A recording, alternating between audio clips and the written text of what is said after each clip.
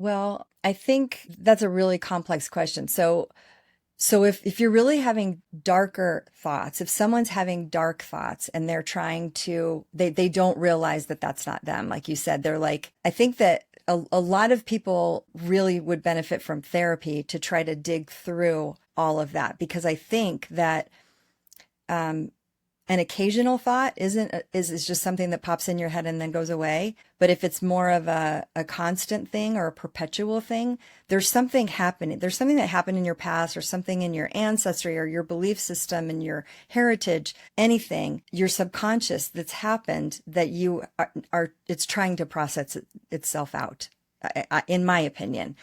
In order to release that, you have to find a means to be able to release that. There's a whole other thing that happened to me during the retreat. It was a dark night that happened, and it was insane. But I realized after the fact that, and while it was happening, I was like, this isn't real. This isn't real. This is like, I was like, breathe. You were good. You're going to wake up in the morning. It's going to be fine. Um, but what I know was happening was it was all of this energy that was just becoming unblocked, and it was loosening and rising to the top, and it was bad, it was negative, it was hurtful, it was sad, it was overwhelming, and it all just was coming out.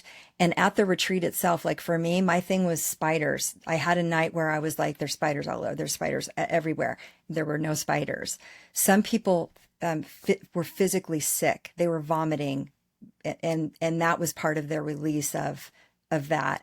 So I think at some level, we all have things that are in our subconscious that are being held onto that could have been a very, not a really traumatic thing, but the way we've internalized it, it's become more traumatic, and that we have to release. And there's a lot of different ways that that can happen. I think therapy is a really good way to do that.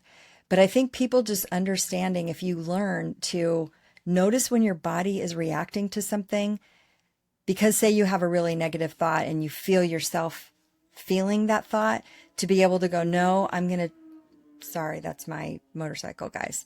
That you're going to be able to say stop, and like, I'm going to step away from this emotionally and try to look at it objectively. Like, I'm not embroiled in this. Why would I be thinking that thought? Like, to try to process it better, I guess. I don't know. That's a hard question.